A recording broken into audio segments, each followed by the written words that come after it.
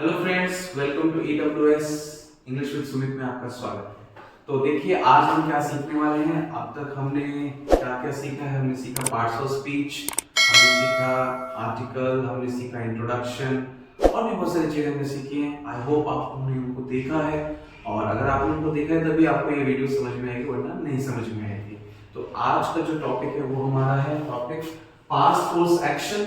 Okay, और इससे पहले हमने सीखा प्रेजेंट फोर्स एक्शन, ये क्या है, कहां से निकल कर आ रहे हैं, इनके बारे में मैंने बताया आपको प्रीवियस वीडियो में। देखें कि ये एक एडवांस सीरीज है जो कि हमें बुक्स में नहीं मिलती है और ये इंग्लिश में बहुत ज्यादा यूज होती है, ठीक है ना। तो ये कहीं ना कहीं किसी फॉर्म में इंग्लिश में रहते हैं, लेकिन मैं इनको इकट्ठा करके लाया हूं आपकी एक सीरीज में ताकि आप इनको देखें, समझें और इनको यूज करें। तो let's go. Past force action आज का टॉपिक हमारा। क्या है basically past force action? To show compulsion. Compulsion या कंपेलनेस, गाइस मैंने पहले बताया आपको, कंपल्सन और कंपेलनेस का मतलब होता है मजबूरी। तो ये टू शो कंपल्सन या कंपेलनेस इन द पास्ट, पास्ट में कोई मजबूरी आपको दिखानी है या कंपेलनेस दिखानी है तो वहां यूज करते हैं। जब आप इसको यूज कर रहे होंगे तो हिंदी में क्या सेंटेंस, क्या एंडिंग होगी इसकी, जो इसके हिंट होंगे वो होंगे आपके पढ़ता था और या पढ़ा, कुछ इस तरीके का आएगा, ठीक है। आइए देखते हैं इसके रूल्स देख लेते हैं। तो सबसे पहले आपका अफर्मेटिव सेंटेंस। अफर्मेटिव सेंटेंस को फॉर्म करने के लिए मैंने पहले बताया अफर्मेटिव क्या होता है, नेगेटिव क्या होता है, इंटरोगेटिव करते हैं, इंटरोगेटिव, नेगेटिव और डबल शामिल। किसी भी टेंस को अगर आप सीख रहे हैं तो इन्हीं टेंसेस पर काम करें, इन्हीं सेंटेंसेस पे काम करते करते आपको वो आने लग जाएगा, ठीक है। तो यस, सबसे पहले सब्जेक्ट है आपका, फिर आपका हैड टू लगाना है आपको।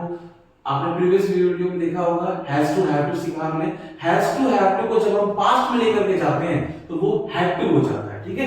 बट यहाँ पर एक अच्छी चीज ये है कि आपको हैज टू हैव टू दोनों में डील नहीं करना, तो you won't be confused.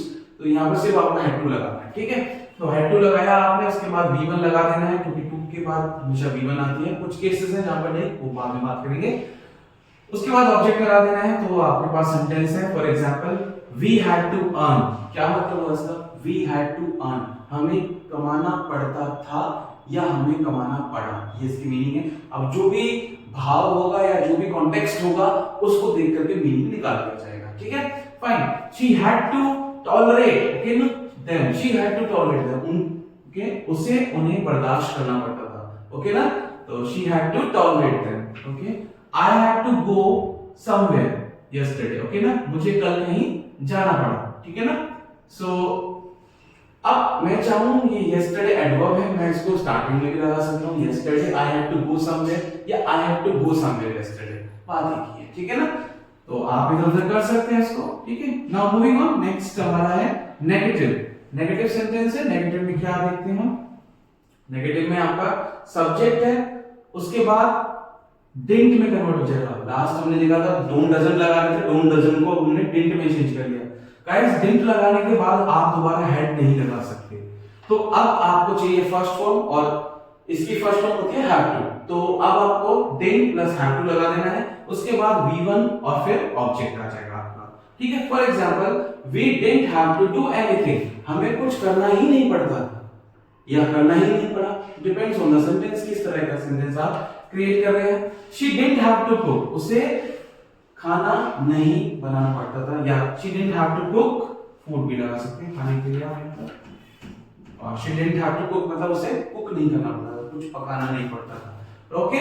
So now interrogative. Interrogative sentence क्या होते हैं? पहले बताया कि जब आप क्वेश्चन पूछते हो जिनका आंसर हां या ना में होता है, ठीक है। तो did plus subject plus have to plus V1 plus object आ जाएगा यहां पर, ओके। डिड लगा दिया हमने और दोबारा हैड टू नहीं लगा सकते। तो did you have to go there, क्या आपको वहां जाना पड़ता था? तो अगर आपका आंसर यस में तो आप बोल सकते हो यस आई हैड टू, इतना बोल के भी रुक सकते हो। और अगर पूरा करना चाहते हो तो आप बोल सकते हो yes I had to go there, लिख सकते हो पूरा, ठीक है। और आप मना कर रहे हो तो आप बोलोगे no I didn't have to, यहां पे रुक सकते हो, नहीं तो आप बोल सकते हो no I didn't have to go there, okay. Moving on, interrogative negative में चलते हैं। इंटरोगेटिव नेगेटिव में क्या है कि डिडंट लगा देंगे, उसके बाद सब्जेक्ट लगा देंगे। पर पहले ही बताया आपको कि जब डिडंट लग जाता है उसके बाद हैड टू नहीं आएगा, तो यहां पर आपने हैव टू लगाना है plus V1 plus object. For example didn't you have to cook food, क्या आपको खाना नहीं बनाना पड़ता था? तो अब इस स्टेटमेंट से अगर आप अग्री करते हैं तो आप बनाएंगे yes I didn't have to cook food, यानी आप कही हुई बात को मान रहे हो, आप बोलोगे yes I didn't have to cook food. और अगर आप कही हुई बात को नहीं मान रहे तो आप बोलोगे no I had to cook food. तो स्टूडेंट्स इस सेंटेंस में ज्यादा कंफ्यूज होते हैं, तो आप प्लीज खुद से सेंटेंस बनाइए, क्रिएट कीजिए उसको और उसका खुद से आंसर दीजिए। ओके, डब्ल्यू फैमिली में क्या हो जाएगा, W family plus did. W family नहीं पता तो आप प्रीवियस लेसन जाकर देखो गाइस, उसमें सारी डब्ल्यू फैमिली को मैंने इंडिविजुअली बताया है, क्या होता है कैसे होता है, सब समझ में आएगा आपको। W family plus did plus subject plus have to plus V1 plus object. Okay, so for example what did you have to do there, आपको वहां क्या करना पड़ता था, ठीक है ना, या वहां क्या करना पड़ा, वो भी हो सकता है। Why did we have to study, हमें क्यों पढ़ना पड़ता था, ठीक है ना। तो this is what it is. तो यहां पर हमने ये बताया आपका पास्ट वाला सेक्शन क्या करता है, कंपल्सन दिखाता है, पढ़ता था, पढ़ा का यूज किस तरीके से पास्ट में यूज हुआ ये हमने सीखा। मिलते हैं फिर नेक्स्ट वीडियो में इसी तरीके से। सी यू, टेक केयर।